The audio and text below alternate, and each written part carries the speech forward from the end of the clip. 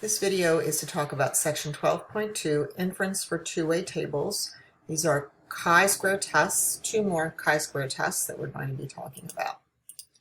So in the last section, we compared counts or proportions for a categorical variable against expected counts, all right, based on some available knowledge about the variable. In this section, we will compare the distributions of a single variable across several, two or more populations or treatment groups.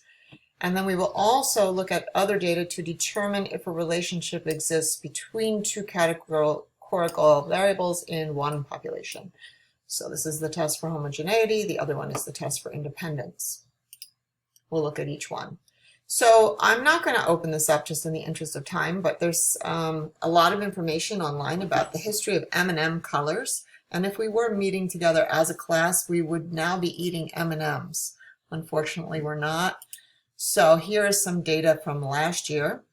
And we looked at plain and peanut M&Ms. And we said, is the color distribution of plain M&Ms the same as that of peanut M&Ms? So here's the data that we got. We look at this data. We have numbers for plain, 101 plain M&Ms and 69 peanut M&Ms. And here are our totals. So now, what would we expect to get? Here are hypotheses, which we'll talk more about how to do hypotheses later. But the hypothesis would be that they're the same, the null, and then the alternative would be that at least two colors are different from each other. Okay, so if they were the same, assuming that the null hypothesis is true, then we would expect 101 out of 170, or 59% of the M&Ms, okay, we would expect 59% of each color to be plain. All right, so that's how we would calculate our expected values. And then we will compare the actual counts right here with the expected counts as we did for a chi-square goodness of fit test. So, and here, if we do this, we'll go through later how to actually do this calculation. We would end up with a chi-square is equal to 3.76 and p equals 0.59. So the p is what we're really interested in. We can see that that is way more than 5%. So therefore, we would reject our null hypothesis. We do not have evidence to say that the color distributions for plain and peanut M&Ms are different. Okay. Last year, I actually played a trick on everyone by taking out a lot of the orange M&Ms, and we still didn't come up with evidence to say the colors were different. All right, so here's another example. I don't love this example, but it is in your book, and we're going to take a look at it. So, comparing distributions of a single categorical variable, in this case, music, background music. So does the type of music playing in the background in a restaurant affect the type of food that is ordered? So we're in a Mediterranean restaurant. They sell French food, Italian food, and other food. And we're going to do an experiment where we're going to play music in the background. So the type of music is either going to be no music, French music, or Italian music. And then these are the entrees, French, Italian, other. And here are our results. Okay. So find the proportions or conditional distributions for each type of music. So each of these would add up to 1 going down. So if you look for no music playing, 36% ordered French, etc., etc. For French music playing, we see an increase in the number of patrons ordering French food, or the proportion ordering French food. Italian, way down when French music is playing, and pretty good when Italian music is playing. So you can see how this all plays out. And here's how it looks on a graph. So looking at the graph, let's compare. So you can see that the French is about the same for no music and Italian music, but it goes up when French music is playing. Italian is all over the place. So here it's where no music is playing, it's about 13%, very little when French music is playing, and when Italian music is playing, it goes up. And the other is pretty steady, not so much difference there. Okay, so here is a summary of what I just said. You can stop and read this. All right, so hypotheses. Null hypothesis, there is no difference in the distribution of the categorical variable. And alternative, there is a difference in the categorical variable. And we will compare the observed counts with the I can't speak today, with the counts we would expect if the null hypothesis were true. So how do we get those counts? Let's take a look. For each entry, we're going to basically say, all right, so for example, French entrees were ordered 99 out of 243 times. Okay, and so we would expect that same proportion for each type of music if there was no impact. So we would multiply the 84 times this fraction, 99 divided by 243, and that would give us 34. So right here, we would expect 34. Okay, and then we would do that for each of these numbers. Now, I'm going to show you there's a very quick and easy way to do this on the calculator, but that is how you get your expected counts.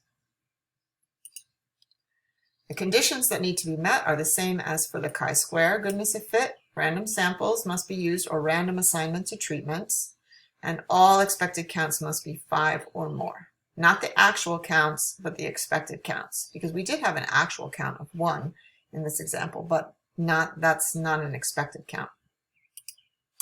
And the formula for the chi-square is the same. You take each number, the observed minus the expected, you square it, you divide by the expected, and you sum them all up. So in this example, we would have nine numbers that we would be adding together. On the calculator, though, oh, it's so much better. On the calculator, you are going to enter a matrix. So actually, I'm going to pull up the calculator. Here's the calculator. And what we do is we enter a matrix. So the matrix is right here over the x to the negative 1. So second x to the negative 1. And I want to edit a matrix. I'm going to edit matrix A. So I'm going to go over to matrix A and hit enter. And now it asks me what are the dimensions of my matrix. I'm only going to enter the inside data from my table, not the totals. So this is a 3 by 3 matrix. And then I'm going to enter the data. So if I hit return, it gives me my boxes to put my numbers in. So I'm just going to type them in real quick so you can see what this looks like. Let's see, I have to hit enter here. And then 39, enter, 30. And as I type the numbers, it just moves through the matrix. So you can see how that works. 1, and 19, and 43. And 35. You can't see, but I have the numbers off to the side here. And 35. And there's my matrix. So I put the data into the matrix. All right, now I need to run my test. All right, enter the data, run the test. So where is the test? The test is under stat, tests. And this time I'm going to scroll up until I get to the chi-square test. So for both types of chi-square in this section, you use the same test, chi-square. So I hit enter to select that. And it says, where's your observed data? And my observed data is in matrix A. Where do I want the calculator to put the expected data? Okay, I don't have to calculate the expected data. The calculator is going to do that for me. It's going to put it in matrix B. Okay, so I'm just going to scroll down, down, down, calculate, and here's my result. Okay, so I get my chi-square is equal to 18.28 approximately, and my p-value 0.001, very small. Degrees of freedom equals 4. So where did the degrees of freedom come from?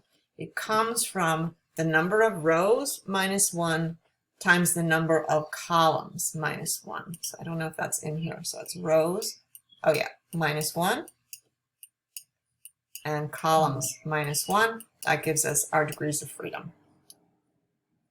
Okay, so here we go. Interpret the p-value from the calculator. Assuming that there is no difference in the true distributions of entrees ordered in this restaurant when no music, French accordion music, or Italian string music is played, there is a 0.0011 probability of observing a difference in the distributions of entrees ordered among the 3 treatment groups as large or larger than the ones in this study. Therefore, what conclusion would we draw? Because the p-value is 0.0011, this is less than our default of alpha equals 0.05. We reject HO. We do have convincing evidence of a difference in distributions of entrees ordered at this restaurant, blah, blah, blah. Okay, follow-up analysis. So now we can look at the follow-up analysis, what the calculator did when we ran our test, and that will tell us which of our 9 components give us the most contribution to our chi-square. So this is what this looks like. So here are the actual on the bottom. Next is the expected, and then below that, that's the contribution to the chi-square. So if I look at all these numbers here, here, here, etc., this one right here jumps out. Of course, we saw that in our data. This was our 1 for Italian when French music is playing. And also right here, this one's sort of big. So these are the 2 biggest contributors to the chi-square value of 18.279. So that's where the data was off the most. Okay, here's our next example. Another common situation that leads to a two-way table is when a single random sample of individuals is chosen from one population and then classified based on 2 categorical variables. So what does that look like? Our null hypothesis, there is no association between the 2 variables. The alternative is that there is. 10% and large counts conditions for the chi-square test for independence are the same as for the homogeneity test. We didn't talk about 10% before, but basically you can't sample more than 10% of your population, same as before. And large counts must be greater than or equal to 5. There is a slight difference in the random condition. A test for independence uses data from 1 sample, but a test for homogeneity uses data from 2 or more samples. Okay, so null hypothesis, there is no association between the 2 variables. Alternative, there is. Okay, so are men and women equally likely to suffer lingering fear from watching scary movies as children?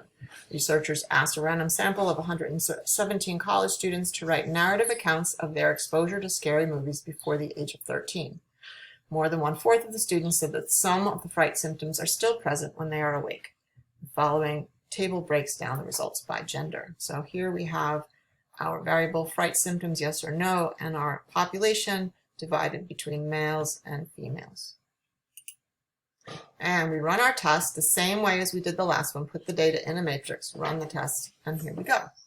So the expected counts are here, the actual, expected, and chi-square contribution. The chi-square value is 4.028, p-value 0.045. Degrees of freedom is 1 because we have 2 rows and 2 columns, so it's 2 minus 1 times 2 minus 1. So actually, let's look at this again. So based on our p-value of 0.045, we would reject the null hypothesis in favor of the alternative that there is a difference between males and females when it comes to their fright reactions to the scary things they saw as children. And who's more scared? So the males, let's go back for a second, had fewer fright symptoms than the females. The females had more. There were more females altogether, but the proportion of females, 29 out of 79, is larger than 7 out of 38. So, so this 7 actually was the smallest, biggest contributor because it's a smaller number than the 31. Okay, why is a chi-square test for independence and not a chi-square test for homogeneity used in this setting? The data was produced using a single random sample of college students who were then classified by gender. So they didn't first say, let's go get this many men and this many women. They got students, and they ended up with more women than men, and then they classified them based on their gender. So that is the difference there. Okay, we have our hypotheses. There is no association between gender and ongoing fright symptoms, and there is an association. Which cell contributes most to the chi-square statistic? We already said this. In which way does this cell differ from what the null hypothesis suggests? So if we go back to look at that, okay, the 7 out of 38 is much less than we would expect out of 36 total and 117. So that number contributes the most.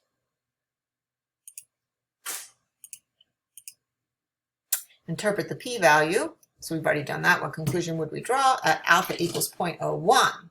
So here we're using 0.01. All right, so if there is no difference, there is a 4.5% chance of getting the sample like we did. And because this is greater than